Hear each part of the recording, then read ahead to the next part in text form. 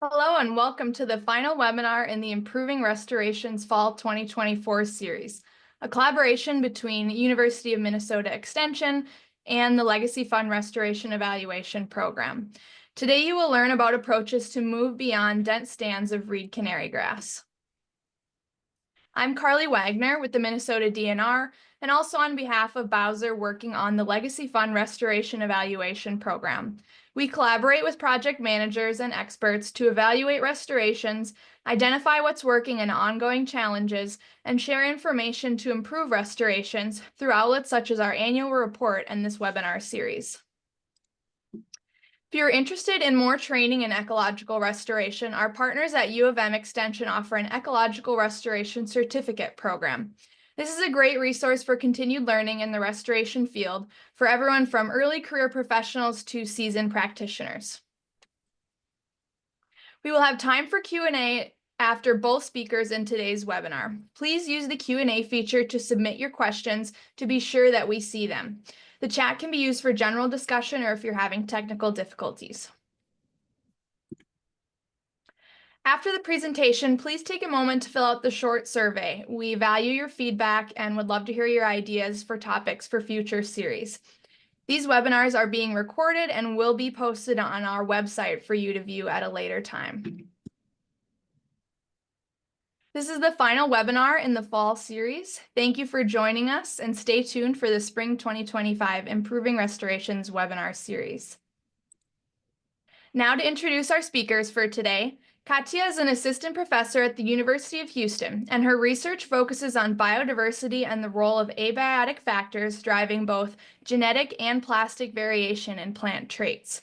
She was the lead author of a recent paper in the Journal of Applied Ecology titled Suppression of Reed Canary Grass by Assisted Succession, a 16-year restoration experiment. Our second speaker for today is Andy Meyer. He is the lead forester with the U.S. Army Corps of Engineers in the St. Paul District. He leads forest rehab and restoration on 23,000 acres of Corps-owned land within the Mississippi River floodplain. One of Andy's primary goals is to develop techniques to successfully implement natural and artificial forest regeneration in a dynamic floodplain, and in the presence of a range of aggressive herbaceous species, especially reed canary grass. And with that, I will turn it over to Kattia for our first presentation today. Okay, hello everyone. Thank you for having me.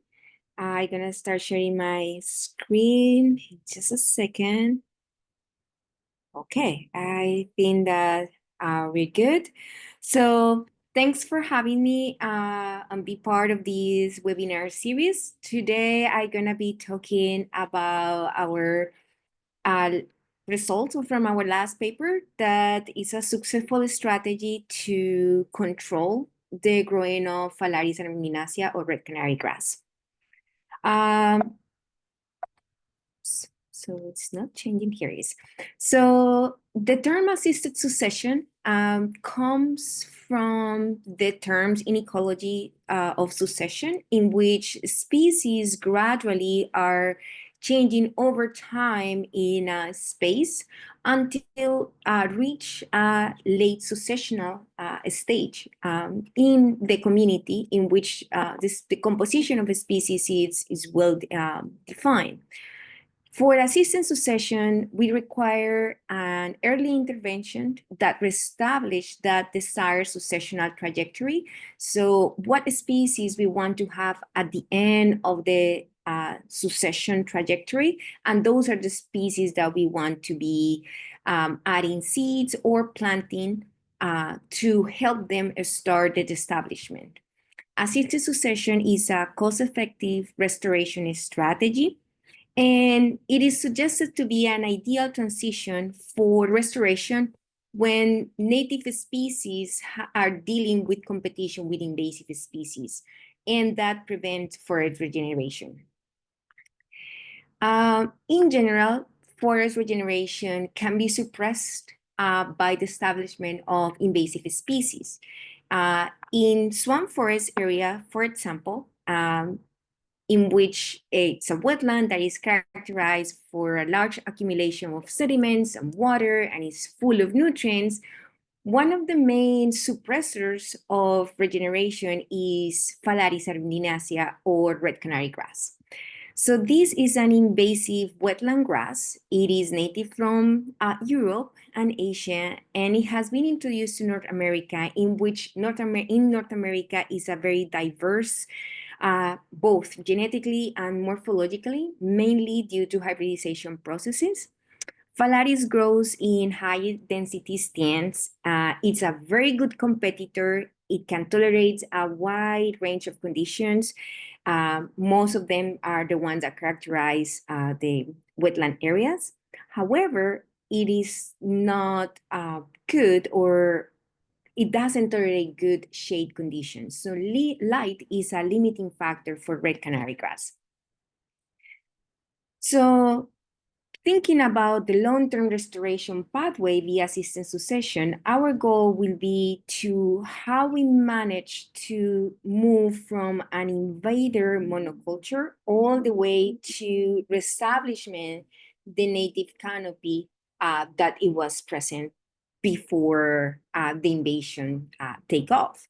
So in our study, in our model, we are proposing a pathway via system succession in which we use the fact that light reduction is a key factor, particularly for areas that have been invaded by Phalaris. So in our model, we start by a monoculture that it is mainly due to its Phalaris only. And the assisted succession starts here, in which we're gonna be using one of the common methods that we use to eliminate Phalaris from a particular area. So it could be applying herbicide, mown, born, etc. After we remove the Phalaris from the area, we're gonna assist the succession by planting native seedlings, native trees and shrubs. And then we're gonna let them, trees and shrubs, grow over time without any management. And then hopefully in this time, these trees and shrubs gonna start growing and develop a canopy. And it's this canopy that's gonna be reducing the light availability. By reducing light availability, we're creating shade, and it's this shade condition who suppress red canary grass. So with time, what we are accomplish is that this shade condition get into a loop in which we have red canary grass out of our land, and we are increasing the native species abundance. And here's whenever we are getting into the stage that we want, and is creating the canopy establishment. So we have this idea, this pathway seems fantastic, but we want to test it. So we did that experimentally. We use a field site in Wisconsin. So this is an aerial photo from 2002. That's when the project started. So in this area, it was full cover of Phalaris arundinacea. So what we did at the time, well, actually my collaborators did at the time, was design two plots as control. So there's the seeds that are here. And so in this area, Phalaris remain intact. No any treatment was applied here. So those are control. And the remaining plots, they were distributed into different pre-planting treatments. So for some of them, we apply herbicide and plow, another herbicide by burn, herbicide at mow, or herbicide only. So this was done in 2002. After that, there was our second step in the pathway. It is planting different woody species. They were selecting 23 different trees, shrub, and they were all planting by hand. There were no seeds added, just seedlings. And that's it.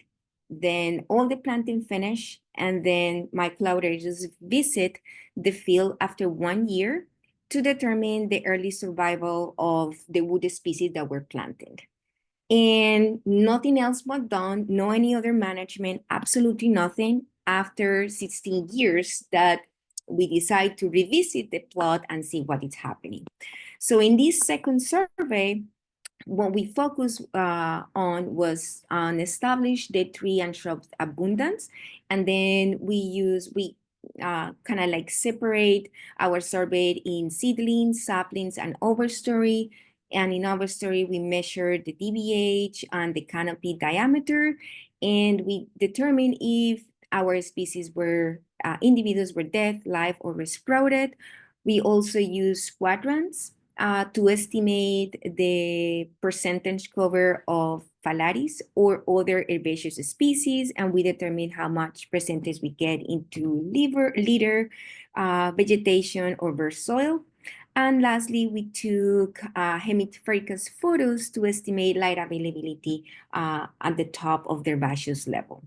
So let's start with what we found. So the first result I want to share is the result from the first survey after 1 year of planting. The result of this survey are published in a 2007 paper in the Wetland Journal. So from the first survey, the goal was to establish if any treatment guarantee higher survival than the other. So here in my x-axis, I have the different treatment that we apply.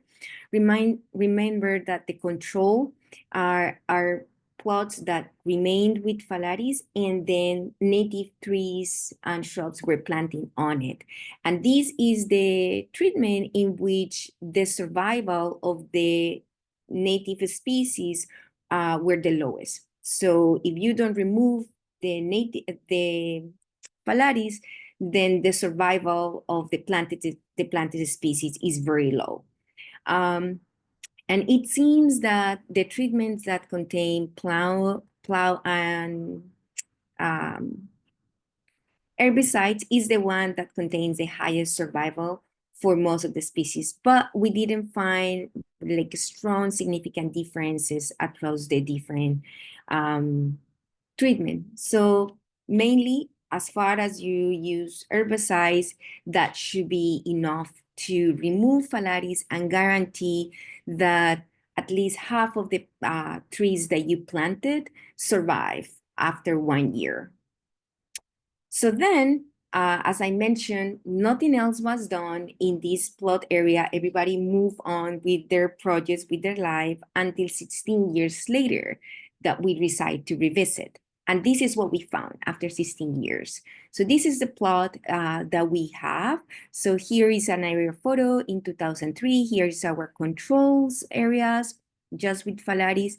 And after 16 years, you can see how all these plots that were basically empty or like plants were very little, now they were able to regenerate. And we have a significant contrast of how the native species look like here versus in the control plots. So let me walk you through a little bit more on what we found after 16 years. So our first result is on the overstory species, and what we found is that most of the species that were planted in 2003 and were found in 2019. There are some species that are more abundant than the others. And for example, ashes is a very prominent species to have, although we found some individuals that are reported as dead and sprout, mainly by the emerald ash borer. We found some evidence of herbivory, but in general, what we are learning with this census is that if you manage to have survival after the first year of planting, those species that remain, that survive, they will be able to take off the succession trajectory, and that's what we're gonna find after many years of the planting. When we explore the other layers, so in the sampling layer, we found that 64 of the species that we found were shrubs, and elderberry, black raspberry, dogwood were the most abundant ones, and 36% were trees, in which we have ash, aspen, and American elm were the most abundant ones. And in terms of seedlings, half of the seedlings were ashes, 39 aspen, and 11% were maples. Then we analyze the relationship between the Phalaris cover and the light availability in the plots. And as we expected, what we found is that in areas in which is very the light is very limited, so it's very shaded in here, that's whenever we have the less amount of Phalaris cover. So if we use this plot and trying to predict what would be the scenario, if you want to have, if in your area, you are only allowed to reduce to have 35% of light, so you are around here, you may expect Phalaris cover in 50%. Right? But if you are very good on creating shade, then the only amount of light that you have is very limited, only 8% of light, then the percentage of Phalaris is very low and it's only the 10%. So now the question is like how we manage to have this limited light availability in our areas, in our field study. And the answer is by density, increasing the density of overstories, so mainly increasing the number of trees and shrubs that we can have. And here we have that the more density in terms of trees and shrubs that we have, the more reduction of light availability we can get. And then this result corroborates what we were expecting in terms of relationship between the main Phalaris cover and the amount of trees and shrubs that we can find in an area, and in which the Phalaris cover is negative correlated with the non-Phalaris cover. So vegetation that is not Phalaris, the more not Phalaris species that we get, creating more canopy, producing a more reduction in light, which in the long term is reducing the Phalaris cover. So with this, I would like to kind of like wrap up what the results that I'm showing. And I want to emphasize that by establishing a dense canopy of woody species through assisted succession, we can reintroduce the feedback, the natural feedbacks that are enable long-term ecosystems recovery.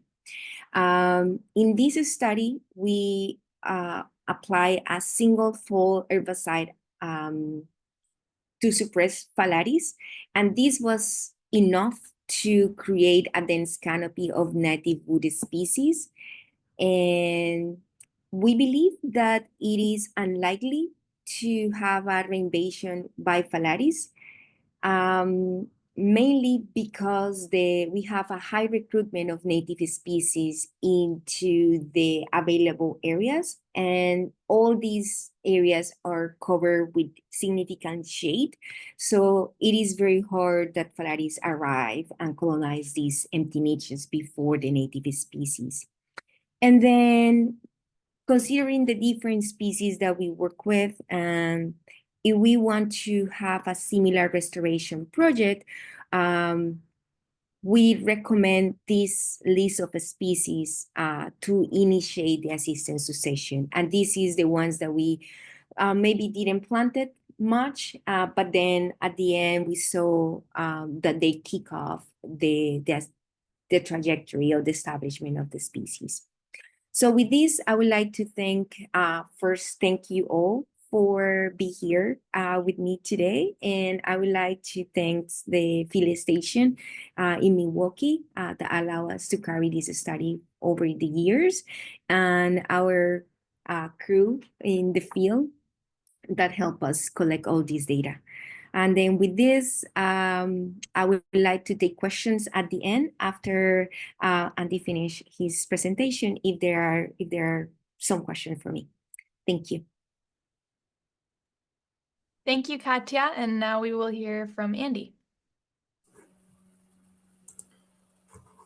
All right, just in the process of getting my screen shared here. I think that's the one I want. And getting my PowerPoint started. All right, so really appreciate the opportunity to present today. It's amazing how neatly Kattia's and my presentations line up. I had not met Kattia until this webinar series was proposed for us. So what I'm gonna kind of switch gears a little bit and take an applied approach to the control of reed canary grass and using forest vegetation to control reed canary grass over the long term. And I'm going to kind of base my presentation largely on a lot of work that I've been doing, or we've been doing on the Mississippi River as part of a number of different forest rehabilitation restoration projects over the last 10 years or so, trying to deal with reed canary grass to reestablish forest. And so just kind of a quick overview of what I'm gonna cover today. First, just give you a little bit of background in terms of what it is that we actually do on the Upper Mississippi River. It's most people don't think of river management as forest management, and so just want to make sure that that's kind of clear what our goals and objectives are.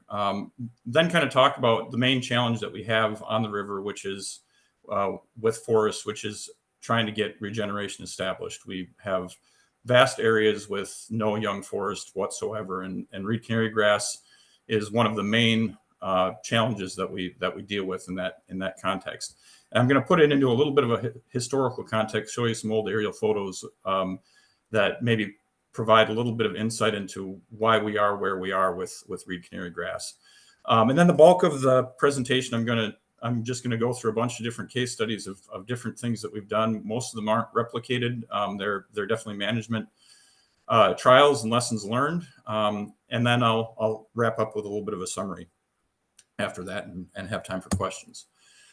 So just for reference as to where we work, I work for the St. Paul district of the U.S. Army Corps of Engineers, and our mission is associated with the 9-foot navigation channel project on the Upper Mississippi River, which is a series of locks and dams that were installed in the 1930s to facilitate movement of barge traffic up and down the river. If I refer to a river pool, it's an area upstream of each lock and dam. So a pool 4 would be the area upstream of lock and dam 5. Within the reach of the river that we work in, we've got 13 locks and dams, about 280 miles of the 9-foot navigation channel project. Within that area, there are about 23,000 acres of Corps-owned land, and then juxtaposed with that is about 41,000 acres of Fish and Wildlife Service land. But uniquely, pretty much this entire stretch of the Upper Mississippi River floodplain is publicly owned, with very few exceptions, and so it's a really neat opportunity to work in a large publicly owned environment. Most of the land that we own and manage is cooperatively managed with the U.S. Fish and Wildlife Service as part of the Upper Mississippi River National Wildlife and Fish Refuge. I just want to put a little caveat in here that this is, most of you are probably aware that the Mississippi River is a pretty big river. And so a lot of the dynamics that we have on the Mississippi River might be different than in smaller systems, but I think a lot of the principles still apply. So our role on the river is really primarily restoration forestry, rehabilitation forestry.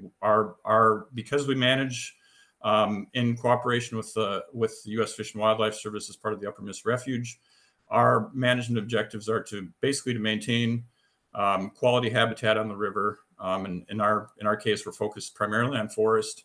And our metrics of success are birds and bats, not board feet of lumber. So that does influence what we're able to do and kind of how we approach it. So the biggest issue that we encounter in our part of the Mississippi River is pretty much a universal lack of viable forest regeneration. This is a really good example of one of our permanent forest inventory plots that we visited a couple times over a 10-year period. And it's very characteristic of what we see routinely on the river. We see thousands and thousands and thousands of seedlings establishing every year, but they rarely get to be more than a year or two old. Of course, these photos are the regeneration is being influenced by shade and flooding. But we also have issues associated with herbaceous vegetation that are being sort of exacerbated by the presence of emerald ash borer and Dutch elm disease. About 75% or so of our forest is silver maple dominated forest that historically was considered maple elm ash forest. And what we think is that elm and ash were sort of the later successional species within this forest. There are cottonwood and river birch are about the only other species that we encounter in these forests. And so elm and ash really were our later successional species. But with the disease and insect issues we have with them, they really are not a viable component. And so what ends up happening is we continue to have regeneration of both of those species and viable regeneration. But by the time the forest canopy starts opening up from the earlier cohort of silver maple, much of the elm and ash has died. And so we end up with areas with no maple regeneration and no viable regeneration of any other species that instead turn into areas like this. This is a pretty common picture of what our landscape looks like. Relatively large canopy trees that established around the time the locks and dams were put in the 1930s, with a pretty universal understory of herbaceous vegetation. As Kattia pointed out, the reed canary grass tends to be much more dominant in areas with more sunlight, and then shadier areas we tend to have more and more wood nettle and other species. But as the forest opens up, the reed canary grass tends to expand. We also have areas, though, that are sort of chronic reed canary grass areas, and these are areas that were, in many cases, forested prior to European settlement or in the 1800s, but there was actually extensive agriculture in the Mississippi River floodplain prior to the locks and dams. And so one of my speculations is that a lot of the reed canary grass dominated, heavily reed canary grass dominated areas are areas that actually were probably utilized for agriculture prior to federal ownership in the 1930s. And this is a great photo from, I don't know exactly where the photo was taken, but it's somewhere around La Crosse where I'm sitting. And this is a really good example of what probably a lot of the river landscape looked like in the early 1900s. Cattle were grazed on the river. There were farmsteads on the river. And if you look at old aerial photos, which you will in the next couple of slides, you can see large areas that were agricultural, other areas that were relatively open. And so what I generally tend to assume is that reed canary grass would have been growing well at that point in time and may not be an optimal forage species, but it's a forage species that does very well in these wet, nutrient-rich systems. And so I have to think that reed canary grass was probably promoted during the time of heavy use of the river for agriculture. And so what we see today are areas like that. And so this is an aerial photo from 1929, just before the locks and dams were put in.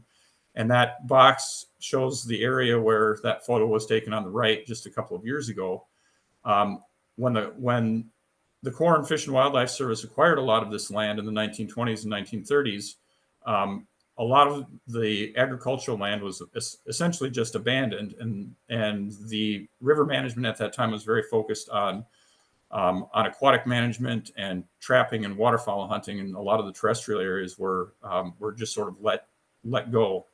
And so we get scattered trees in a lot of those areas, but reed canary grass is incredibly prevalent. And a lot of people have seen this for a long time on the river. And when I started, I think there was sort of a feeling of discouragement with trying to manage any areas that were dominated by reed canary grass, and even to the point of almost a feeling of it being just too difficult to beat. And I should say that at that point in time, I think a lot of the focus was on trying to restore and maintain wet meadow, which I acknowledge is much more challenging than trying to reestablish forest in these areas. This is a really grainy photo, but I've just recently discovered the value of Google Maps for looking at sites where you don't have the convenience of having taken photos 10 or 15 years ago. This is an area that's actually on U.S. Fish and Wildlife Service owned land, just north of the Iowa border in southeast Minnesota.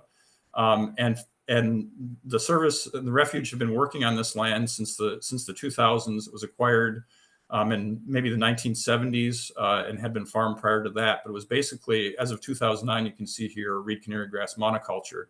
And the area that's circled in the upper left-hand corner of the screen here is an area where that was a replicate of a multi-site reed canary grass control study that was implemented at that point in time. But that study resulted in pretty much no success whatsoever. Here, a series of aerial photos of that same area over about a 15-year period. And you can see the treatment areas in 2010 And it's essentially still reed canary grass up to today. And so there was a lot of discouragement from that, and that perception that reed canary grass dominated sites really required intense long-term investment in management to restore. And so when I started, there was a lot of thinking that was on the river of recognition of the importance of forests and the fact that we hadn't invested in forests as a habitat on the river. And so some ideas started to percolate about potentially using forest vegetation as a control for reed canary grass. And so that really, I think, started to spur some of the thinking about managing reed canary grass for a desired vegetation type rather than against reed canary grass.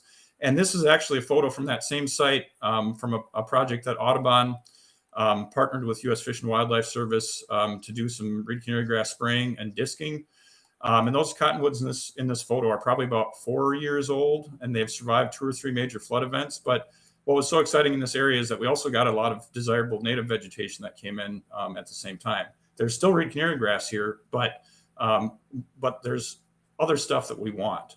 And so similar to what Kattia was talking about, a lot of these things that we were kind of toying with are things that we can do on a relatively short term or a long-term change. And Kattia mentioned briefly the status of reed canary grass as a non-native invasive. I know that there's some debate about that within some circles, but from our management perspective, the invasiveness of reed canary grass is the same whether it's native or non-native, and it's the habitat degradation that's associated with it is the same whether it's native or non-native. And so we really think of it much more as a management issue than an eradication issue. And we don't really aim to eradicate, we really just aim to control and establish desired vegetation. So with that, I'm going to hop into just a bunch of things that we've done over the last 10 years or so that have or haven't worked. And I'm going to start out with a lot of things that haven't worked. And again, these dovetail really well with what Kattia was presenting initially. We've had a lot of plantings early on where we didn't treat reed canary grass and just planted trees right into the middle of it. And this is an example of one that was actually done recently where we got the trees ordered late and we didn't have prior reed canary grass control on the site. And so we thought, we'll just plant into the trees and then spray after they're planted. But with some contracting issues, taking it longer to get trees sprayed, we did manage to get the site sprayed. But in 1 or 2 years, the reed canary grass around those trees had already completely retaken over those trees, because once the trees are there, you have to be so careful with controlling the reed canary grass. And so, this is a really good example of where initial reed canary grass control really seems like it's an important part of being able to successfully establish trees. We've also noticed that trying to control reed canary grass in a tree planting after late May at the latest gets to be really challenging, just because of the difficulty of treating only the reed canary grass and not trees. Another thing that we got really excited about for a little while was using large willow and cottonwood cuttings, and we're talking 2 to 3 inches in diameter, 1 to 3 inches in diameter, and 6 to 7 foot tall cuttings that we put 2 to 3 feet into the ground, or 4 feet into the ground even. Target is to kind of have them halfway into the ground, with the idea that they should be able to create a lot of leaf area quickly and shade out the reed canary grass within a matter of years. And so this is a site that we planted in fall of 2016 and spring of 2017 to compare differences between fall and spring planting. By summer of 2017, we felt pretty good. We were having really good success, especially with the willow cuttings. But by 2020, pretty much all of the cuttings had died. And this has been sort of universal with everything we've tried on the Mississippi River for these large cuttings planting directly into reed canary grass. They leaf out well in the first year or two, but they just don't survive. And so I sort of speculate that they're having a hard time getting roots established in that really thick reed canary grass rhizome that's still there. Another thing that was tried a little bit before my time was using weed matting to try to keep the reed canary grass down with willow cuttings as well, in this case red orchard dogwood cuttings. But being a river that carries sediment, that site flooded after the weed mat was put down, and sediment deposited over the top of that. You can already see just in that fall that there's reed canary grass poking through that weed mat around the planted stems. And this is what that site looks like 13 years after the work was done. Nothing but reed canary grass. And if you canoe past that site and look closely, you can actually see the weed mat underneath about 2 or 3 feet of sediment and reed canary grass. So that really didn't work very well at all either. Another thing that we've tried, and this is probably something that not a lot of other people will have an opportunity to do, but we had an opportunity on an island to use dredge material to bury reed canary grass. And we thought, there was some thought initially about potentially treating the reed canary grass before we buried it, but we wanted to see whether burying would actually be successful. So you can see from the aerial image on the left that this was pretty much full reed canary grass in 2020. The 2022 aerial shows pretty much all the areas covered with sediment. Anything green there on the northwest side of the island are trees. There was one eagle's nest that had a patch of reed canary that we couldn't treat because it was around the eagle's nest. But for the most part, the area was completely covered with sediment. And here's what it looked like on the ground in 2022. But again, already you have reed canary grass popping up through that vegetation. And by 2024, the reed canary grass hasn't completely retaken the site, but it's definitely a major factor on the site to the point where we're developing a contract to retreat that reed canary grass. So all that said, I want to hop quickly into some things that we actually have had success with, because I think this is what's the most exciting to me, that those things that didn't work don't mean that there aren't options out there. The first thing that I kind of want to touch on is what I'm going to call preemptive restoration, even if it's not really restoration in that same sense. There are a lot of old field sites, or on the river, we build a lot of new islands for restoration projects that historically we've been really concerned that, oh, well, what's the point of trying to get trees established on them? It'll just turn to reed canary grass. But what we've been trying to take advantage of is that we have a lot of light-seeded, really fast-growing tree species that can take advantage of that bare mineral soil to establish. And so this is a site, again, on Fish and Wildlife Service land that Audubon has helped fund the work on, where Fish and Wildlife Service acquired an old farm field. And the initial intent was to establish swamp white oak on it, which there are planted swamp white oak in there. But as a side effect, a bunch of cottonwood seeded into that field. And you can see on the right side here, the 2023 photo, this site is completely fully stocked with cottonwood. And those trees are 20 to 30 feet tall, 3 to 4 inches in diameter, providing a lot of shade on the forest floor. And reed canary grass is present, but there's actually a pretty diverse herbaceous vegetation mix underneath that. Another example here, these are some islands that were built as part of an Upper Mississippi River restoration project. So these were completely new bare mineral soil in 2021. There was a seeding of herbaceous vegetation and cover crop at that point in time. And this photo is the exact same point, looking in exactly the same direction. 3 years after that, we got a lot of cottonwood and willow seed, and basically have an island that is now completely dominated by native woody vegetation. And so we have very little concern about reed canary grass taking over that site. Here are some photos of that, the initial site that I talked about, the old field restoration. This is what it looks like right now. And this natural regeneration of these fast growing tree species on mineral soil has the potential to really be able to capture these sites quickly. Reed canary grass does come in, but it really doesn't become dominant. And that bare mineral soil in spring is really the key feature. So I'm going to go back to that site that I started out with. That was a really disappointing site, because again, Audubon and Fish and Wildlife Service have been doing a lot of work on that site since 2010. And so the area circled in blue on the right here is area that's been managed since then. And I'll just toggle back and forth here once or twice. A lot of forest has been established in those reed canary grass areas over that time period. And this is an area where site prep has really been a focus of that restoration work. And so here's what we had with that initial reed canary grass treatment area. But south of that, all of those blue circled areas are areas where site prep has been implemented to initiate restoration. And when I'm talking about site prep here, I'm referencing primarily Our primary treatment is 2 growing season applications of glyphosate, kind of at a 2 to 4% rate in the fall, and then a third follow-up in the spring if we can get it in to knock out any residual reed canary grass. And optimally, if we can do some disking or plowing to break up the soil and create a good seed bed, that seems to be the scenario that works the best. And a lot of this work was done in about 2020, 2021. And again, we've got cottonwood that's 8 to 10 feet tall in large parts of that site.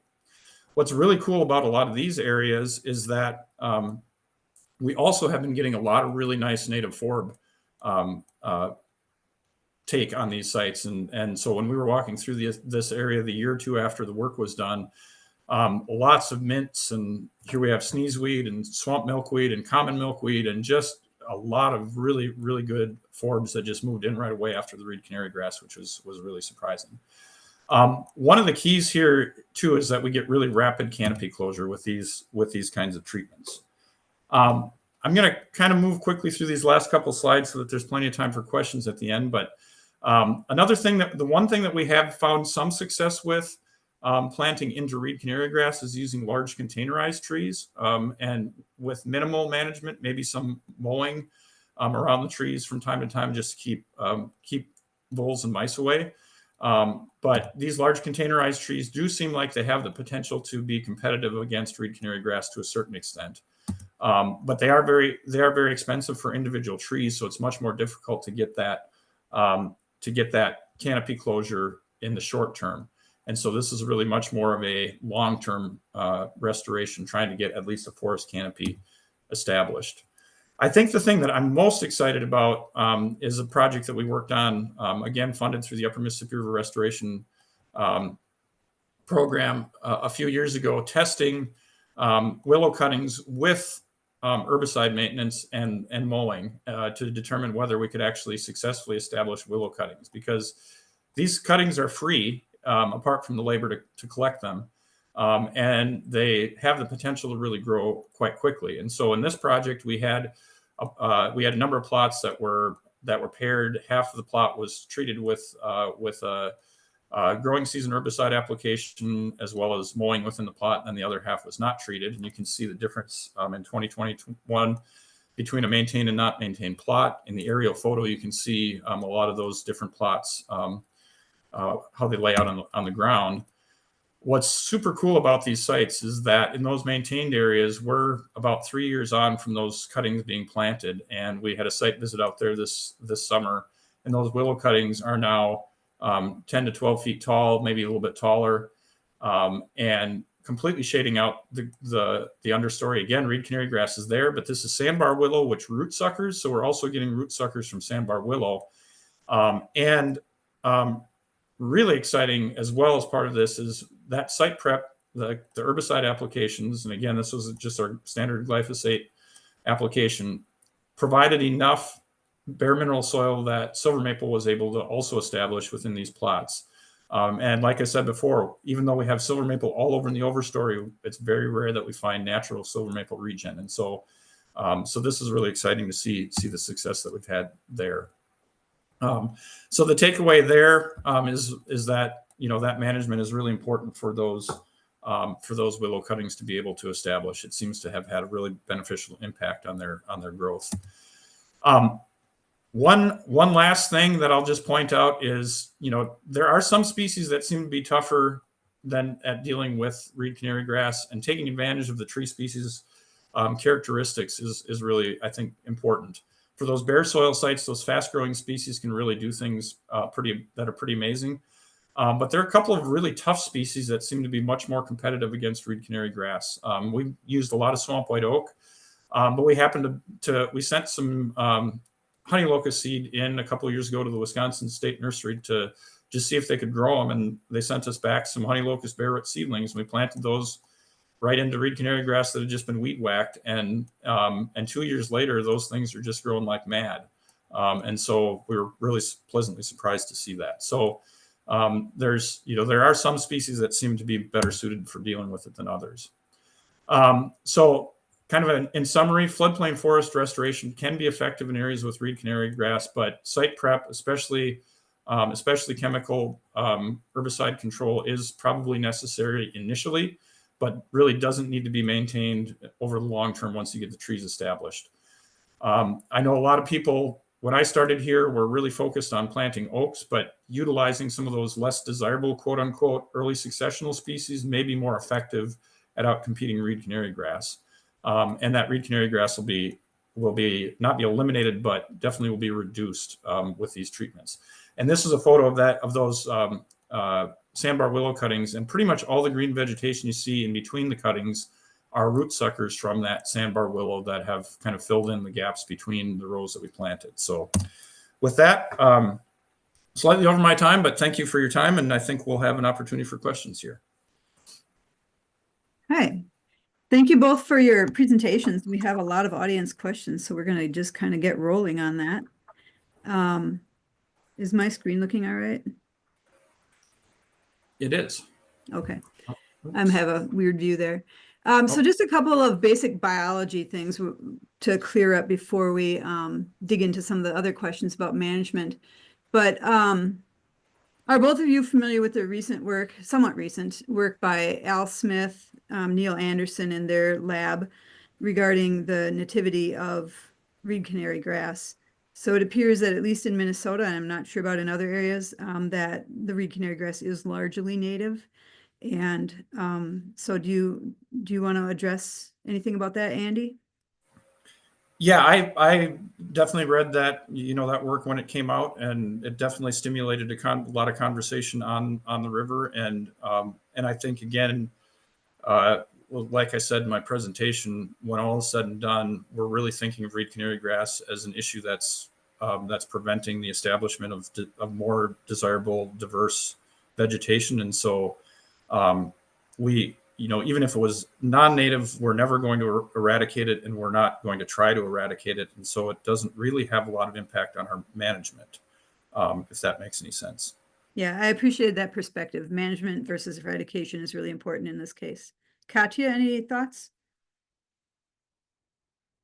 Well, I think that's rather than I agree with Andy's view, and then I think that depends on what is the goal for a particular area, right? Regardless if it's considered invasive or native, but if you want to have a monoculture or you want to have a more diverse canopy, so what are the strategy, and that depends on what are the purpose of the land that you want to use.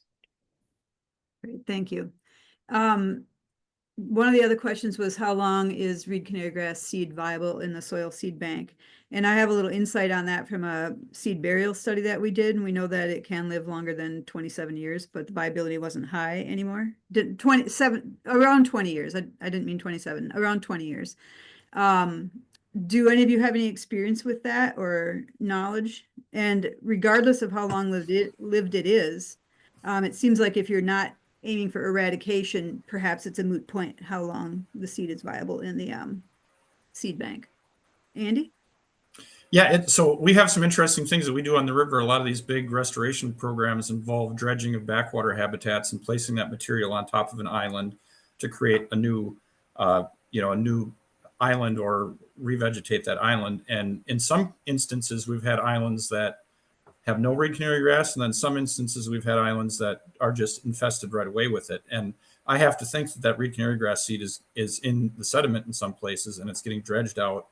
And when it gets placed on top of those islands, it just germinates and starts growing. And I think perhaps in that example of the reed canary grass burying that I showed, I'm sure there's a really good chance that there was reed canary grass seed within that sediment that probably germinated and is part of the reason that we got reed canary grass back after the fact.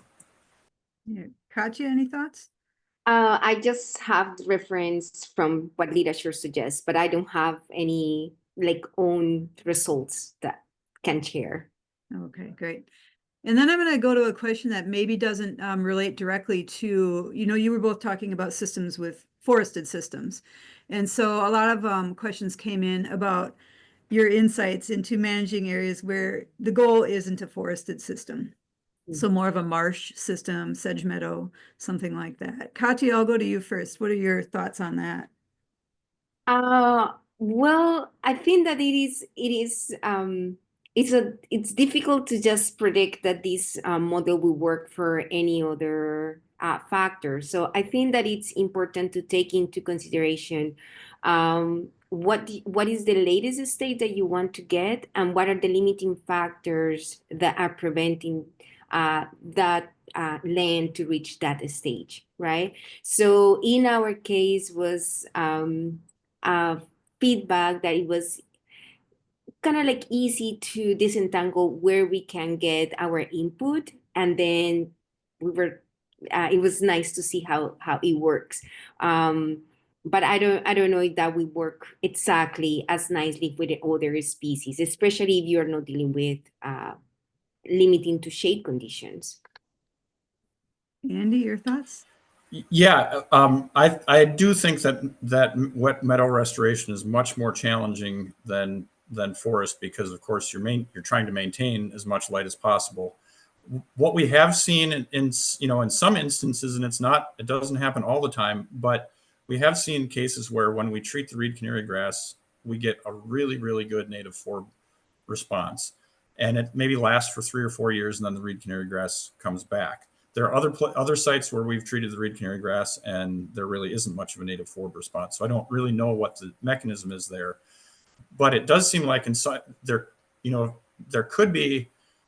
could be worth pursuing, whether you could treat reed canary grass every 3 or 4 years on a site perhaps, and maybe get some of that native forb seed bank and to regenerate over time. But yeah, I think we haven't had nearly as much experience with that wet meadow restoration. I think that is a much tougher nut to crack. I have a follow-up question then, since you mentioned, potentially treating the reed canary grass, maybe 3 years after the initial treatment. So some of the questions were related to what herbicides are used, glyphosate, and then grass specific. So do you have any experience maybe with grass specific herbicides that you could use once you've done a little bit of management initially, you've gotten some forbs back, some diversity, and have you gone in and done any follow-up treatment on those? Do you think grass specifics would be an option? We haven't worked with grass specifics for quite a while here. We had a project in the early 2000s where we were planning to use it. One of the real challenges on the Mississippi in particular is that timing of treatments is very difficult because, well, in July of this year, we had water that was 10 foot above normal. And so we haven't used grass specifics a lot because of the challenges with timing, but that's something we actually are really looking at, kind of setting up some trials, because it does seem like a tool both for herbaceous vegetation, but also for managing tree plantings where we would have the opportunity to utilize those grass specifics. But yeah, since I've been here, we've been primarily using just broad spectrum herbicide to control reed canary. And when you do use, to get at one of the other questions, when you do use glyphosate, for example, do you always use one of the formulations that are approved for use over water? Yep, that's always an aquatic formulation. Mm-hmm.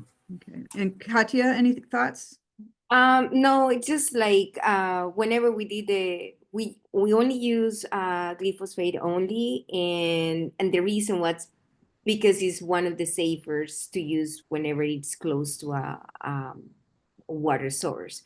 And so there is one paper that just came out this year in which use grasses to herbicides specific for grasses to control it, and I believe it's pulsed herbicide. So that seems to be an alternative, but it is not as cheap as the other one. So. And you both had mentioned like strategies where you used herbicide and then some other treatment, or some other treatment than herbicide. Do you have, I'm going to go with Andy on this one first, but do you have a sense of like approaches that combined treatments that you would use? So some type of mechanical or burn or something like that you would kind of lean on or lean into more than others for site preparation? In the absence of herbicide, or with herbicide? With herbicide. Yeah. I think, when we've got those really dense sites that we want a quick canopy, it really, it seems like herbicide application is probably enough to get some take of trees, and you know, cottonwood and willow, but a light disking enough to break up the kind of the top 6 inches of soil or so in that, you know, either in the fall after a second broadcast reed canary grass spray, or if you can get it in the spring, before a lot of the seed from those species drops in kind of May and June. That seems to be like the best scenario. We've done mowing and some instances of burning, and that's really helpful for reducing thatch and reducing biomass on the site. But ultimately, I think the biggest issue is that reed canary rhizome that's there, and disking up the soil helps to break that up a little bit. I will also say that we hand planted into areas that we sprayed the previous growing season, and those reed canary grass rhizomes break down really quickly once they've been killed. Like it's amazing. It's like planting into butter, but then you go 5 feet away where there's a reed canary grass rhizome, and you need a sledgehammer to get into it. Thanks for that. That made me smile. So Kattia, you had data that showed that there probably, I think you said, and correct me if I'm wrong, but that there was no significant difference between you did herbicide and then other multiple or individual other treatment. Yeah, correct. So we started with herbicide and plow, herbicide and burn, herbicide only, and we didn't find significant differences among those, even though the combination herbicide and plow seems to be the condition that increase the survivalship after 1 year of planting, but in the long run, we didn't find any differences. So not really. And so do you think that more long-term, or at least initially upfront, additional treatments with the herbicide might have been beneficial? Yeah, for sure. And what do you think you would recommend? In terms of combination? Yeah, like if you were to use additional treatments with herbicide before you would apply the burn or the mow or the plow. Oh, I think that, so what our data shows is that herbicide by itself is sufficient. What we would do differently, it is maybe reapply herbicide, right? Or, so in our study, we only planted seedlings. We didn't add seeds. So that's something that we think that it would help, right? So reapply herbicide, and then in addition to plant the seedlings, add some seeds, or maybe like include another set of planting later on. I think that would help. But if we are considering what is the benefit in the long run, is really very efficient. What you need to invest at the beginning and the long-term recovery that you get. Okay, thank you. And Andy, I'm going to throw that to you basically too. So do you have any examples of where you use multiple herbicide treatments as a site prep stage? Yeah, so I mean, pretty much our standard approach is an initial broadcast application in July or August, and then a follow up in September, because a lot of times that first application, there's such a cover of reed canary that you only really get the top layer of it, and that second application really helps to get that layer that's underneath it, and then our general approach is to follow up in the spring of the next year with a third one, just to knock whatever residual or anything that's resprouted back. And I do think we do get better control with multiple applications. Spots where we've only managed to get one application, and it does seem like the control of the reed canary is less effective. And given the nativity of reed canary grass, can you address, Andy, like how you prioritize what areas that you decide you don't want it and you want to kind of push back on it? What are your priorities? Yeah, I mean, generally speaking, we're trying to reestablish large patches of forest and forest connectivity, but logistical reality that we have is places that we can just actually get to. So sometimes it's can we get a boat there, and can we get equipment there to actually do the work, and is it going to be cost effective?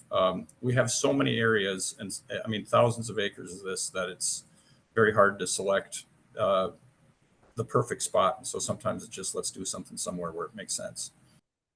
Great. We are actually at the end of our time. So I want to thank you both for being available to speak to us and share your expertise. And I want to also thank our audience for their attention and their great questions today.